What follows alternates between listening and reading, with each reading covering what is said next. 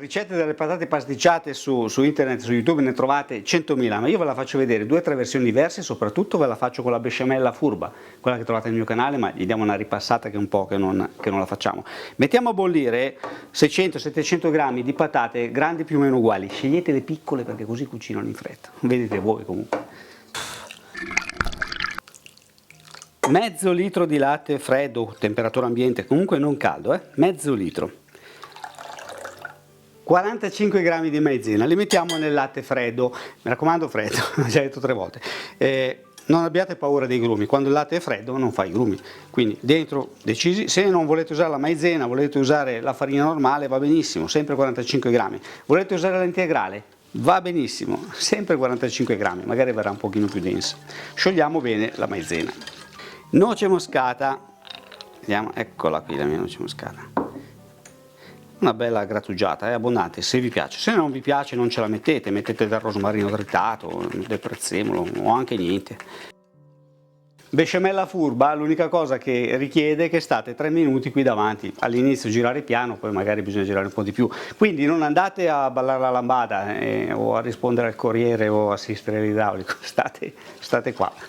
Come avete visto non ho messo burro, però se volete metterci 30-40 grammi di burro mettetelo, io non ce lo metto. Dopo pochi minuti sentirete che diventa più denso, la vedete che diventa lucida? Prima ancora di bollire si addensa, ecco, ci siamo, guardate, si è addensata, è una magia, è pronta.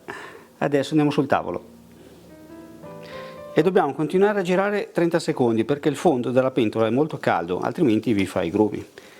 Vi mettiamo un pochino di sale, non tanto perché il latte è già saporito. Sciogliamo.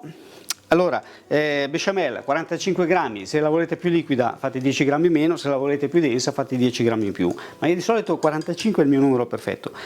È bella liscia, metteteci il coperchio, così resta liscia. Per condire le nostre patate preparo un po' di verdure saltate. Allora, padellino, quello che volete, acciaio, ferro, antiaderenti, un po' di olio extravergine. Per condire le patate potete farlo anche solo besciamella e formaggio. Io di solito, a me piace con tanta cipolla, saltate in padella, ma coperte di cipolla, dentro mischiate con la besciamella, però poi i figli caragnano. E allora faccio sedano, carote e cipolla, poi gli metto un po' di prosciutto, un po' di formaggio, ma voi mettete dentro quello che volete. Sedano, se vi piace, se no non lo mettete. Ci sta molto bene anche il sesamo, semini vari. E una bella carota. Naturalmente potete mettere anche peperoni, altre verdure. Tutti questi lavori qua io le faccio mentre cuociono le patate, così quando ho finito di preparare i miei condimenti, la mia besciamella, le mie robe, le patate sono cotte. Tac, caffettino, Allora, verdure stufate, saltate, pronte, gli ho dato giusto una scottatina. Besciamella pronta, patate, vediamo se sono cotte. Stuzzica dentro, coltellino, le infilziamo. Se restano giù sono cotte, se vengono su, che si attaccano al coltello, vuol dire che sono crude. Adesso sono tutte cotte, perché se voi prendete una verdura cruda, la infilzate, vedete che viene indietro? Ecco, mentre invece se è cotta, resta giù. Le metto un attimo sotto l'acqua fredda, se no facciamo notte. Mettiamo un paio di cucchiai di besciamella sotto la teglia perché sennò le patate si attaccano, 2-3 cucchiai, non tanto, come se fosse una lasagna. Fate dei pezzi belli grossi, Ecco, mi sono rimaste un paio di patate, vado a riempire i buchi, gli spazi che ci sono in giro. Condiamo le patate, perché la patata condita, bisogna metterci un po' di sale, un po' di pepe.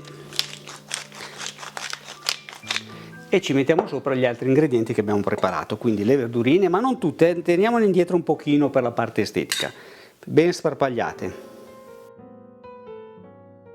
Visto Beatrice, alla fine abbiamo riempita la pentola. Allora, un po' di prosciutto cotto, facoltativo, va bene anche la pancetta, va bene anche la salsiccia, va bene anche i funghi, carciofi, asparagi, metteteci su quello che vi piace. Un po' di formaggio, ancora un po' di prosciutto, ben sparpagliati, deve andare bene in tutti i buchi che ci sono, senza pietà, dai. E ci mettiamo la nostra besciamella sopra.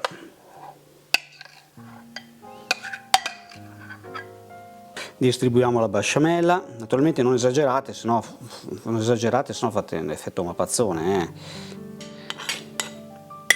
Ci Ci metto sopra le 4 verdurine che avevo tenuto da parte prima, questa è una questione solo estetica, lo faccio per un po' di colore. Il prosciutto cotto e il formaggio che avevo lasciato da parte prima. Se volete metterci altre cose come la mozzarella, il gorgonzola, fate pure, mettete su quello che vi piace.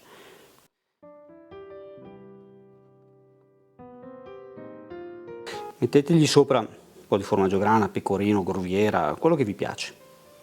Forno già caldo, 180 gradi, 30 minuti. Dai!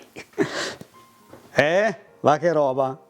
Che colori! Che profumino! Beatrice, chiama i ragazzi, andiamo a mangiare. Mangiare! Ui! A mangiare! Ma che bella!